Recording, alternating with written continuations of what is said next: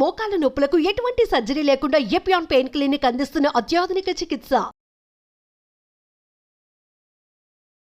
So ఈరోజు నేను యోగా గురు అరుణాదేవి గారి యోగాశ్రమం మాదాపూర్లో ఉన్నాను. మనందరికీ తెలిసిందే కదా, ఇక్కడ అనేక రకాల మెడిసినల్ ప్లాంట్స్ ఉంటాయి. సో ఈరోజైతే మనం మునగాకు గురించి తెలుసుకుందాం. చెప్తూ ఉంటారు కదా, మునగాకు తింటే 200 రకాల జబ్బులే తగ్గిపోతాయని. సో మరి మునగాకులో ఉన్న ఆరోగ్య రహస్యాలు ఏంటి, ఎటువంటి అనారోగ్య సమస్యలను తగ్గిస్తుంది, మరి ఏదైనా అనారోగ్య సమస్యతో బాధపడుతున్నప్పుడు దీన్ని ఎలా తీసుకోవాలి, వివరాలు తెలుసుకుందాం. ఈరోజు మనతో పాటు ఉన్నారు యోగా గురు యోగిని అరుణాదేవి గారు.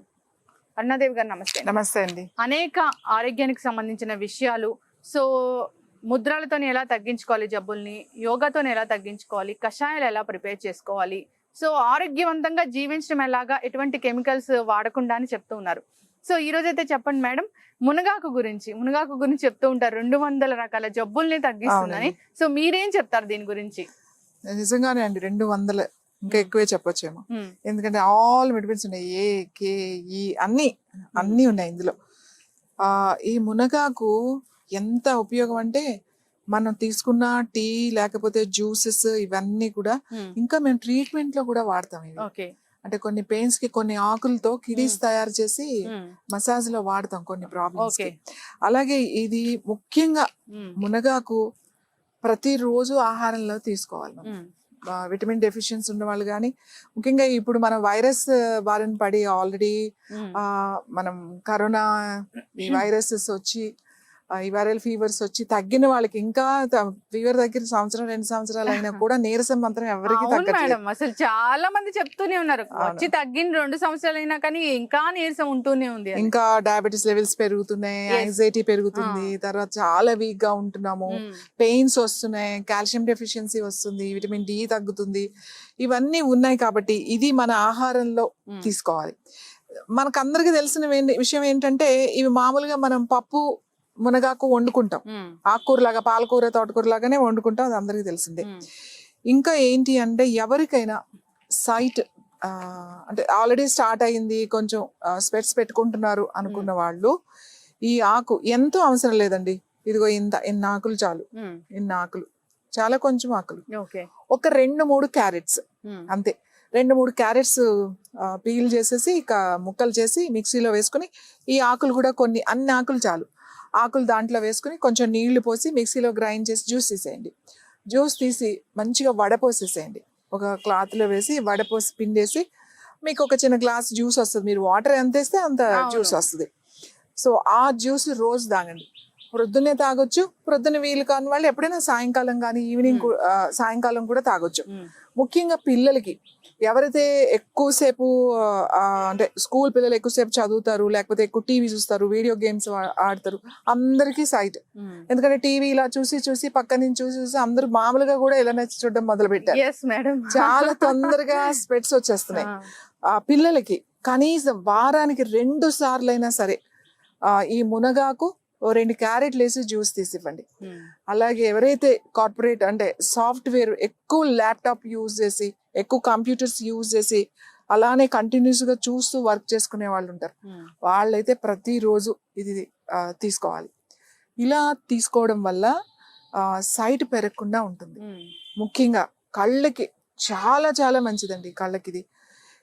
ఇంకా డయాబెటీస్ ఉన్న వాళ్ళకి, ముఖ్యంగా థైరాయిడ్ ఉన్న వాళ్ళకి, హైపర్ ఆర్ థైరాయిడ్ ప్రాబ్లమ్స్ ఉంటే గనక ఈ జ్యూస్ చాలా బాగా పనిచేస్తుంది.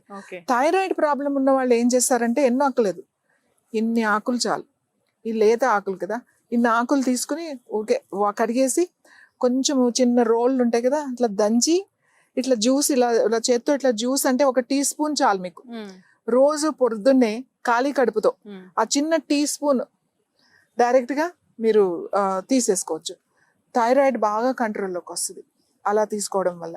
సో మునగాకు పప్పు తినటం వల్ల, ఇంకా మునగాకు మన జనరల్ హెల్త్ ఉపయోగపడాలి. రోజు ఈ మునగాకు ఏం తాగుతాము, చేదుగా ఉంటుంది, మా వల్ల కాదు, పిల్లలు ఇష్టపడరు.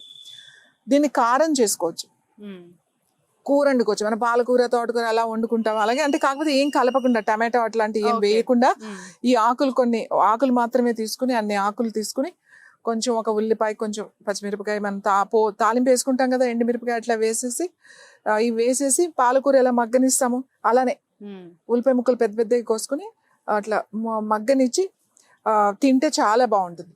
ఇంకా దీన్ని పొడి కింద చేసుకోవచ్చు. రోజు ఈ ఆకులు తీసుకుని వెళ్ళి ఏం వేయకుండా ఒట్టి బాండీలో వేసి కొంచెం సేపు వేపించండి. అంటే రంగు మారకుండా స్మెల్ మాడకూడదు, అది తెలిసిపోద్ది మీకు. పొడి పొడిగా అవుతుంది అన్నమాట. ఫస్ట్ ముద్దగా అవుతుంది, ఇలా తీసేస్తూ ఉంటే పొడి పొడిగా అవుతుంది. వేయించిన తర్వాత మనం మామూలుగా ఏదైనా కారాలకి ఎండుమిరపకాయ, కొంచెం ధనియాలు, జీలకర్ర వేయిస్తాం కదా, అవి కూడా విడివిడిగా వేయించి మామూలు మిక్సీలో వేసేసుకోవడమే. అయితే రోట్లో వేసి దంచినా పర్వాలేదు. మీరు కారపొళ్ళు చేసుకుంటారు కదా, అలానే ఇది కొంచెం ఉప్పేసి చేసుకుంటే చాలా బాగుంటది. దీనికి కొంచెం బెల్లం, అంటే కొంచెం స్వీట్ ఇష్టమైన వాళ్ళు కొద్దిగా ఇంత బెల్లం వేసుకుని కొంచెం ఎండుమిరపకాయలు, కరివేపాకు అవి వేసుకుని గనక ఇది పౌడర్ చేసి పెట్టుకుని రోజు ఒక స్పూన్ మొదలు ఇడ్లీలో తినొచ్చు, దోశలో తినొచ్చు, అన్నంలో వేడి వేడి అన్నంలో కూడా తింటే చాలా మంచిదండి. మనకు కావాల్సిన విటమిన్స్ అన్ని వస్తాయి. ఫస్ట్ నీరసం తగ్గుతుంది. అందరూ ఎవరితో మాట్లాడినా కూడా చాలా నీరసంగా ఉంటుంది, అస్సలు ఓపిక లేదు, అస్సలు చేత కావట్లేదు అందరూ చెప్తున్నారు. కాబట్టి ఇది గనక మనం వాడగలిగితే, ఇప్పుడు సీజన్ కదండి, కాబట్టి మనం ఆకులు పౌడర్ చేసి పెట్టేసుకున్నాం అనుకోండి, ఎన్ని రోజులైనా నిలవ ఉంటుంది. మంచిగా ఎక్కువ ఆకు కోసుకుని 2-3 సార్లుగా మీరు చేసేసి బాటిల్స్ లో పెట్టుకుంటే ఇది అందరూ ఇష్టంగా తింటారు. చాలా మంచిది కూడా మనకి ఆరోగ్యానికి. సో నిజంగానే మీరు అన్నట్లు అన్ని రకాల విటమిన్స్ కావాలంటే మాత్రం దీన్ని చూస్ చేసుకోవాల్సిందే. సో రకరకాల కంటి ఇష్యూస్ కానీ, లేదంటే కాల్షియం డెఫిషియన్సీ ఉన్న వాళ్ళు కానీ, లేదంటే జనరల్గా హెల్త్ ఇంప్రూవ్ అవ్వాలన్నా కానీ మీరు చెప్పిన పద్ధతులు అలా తీసుకోవాలని కోరుకుందాం మేడం. సో చాలా చక్కటి ఇన్ఫర్మేషన్ అండి. చాలా మందిని కూడా మునగాకు దొరుకుతూ ఉంటుంది కానీ అవాయిడ్ చేస్తూ ఉంటారు, అంతగా దీని మీద ఇంట్రెస్ట్ చూపించరు. కానీ ఇది తీసుకుంటే అన్ని రకాల జబ్బులు తగ్గిపోతాయని చక్కటి ఇన్ఫర్మేషన్ అందించారండి. సో ఇప్పటి నుంచైనా దీన్ని వాడాలని కోరుకుందాం. మంచి ఇన్ఫర్మేషన్ అరుణాదేవి గారు, ధన్యవాదాలండి.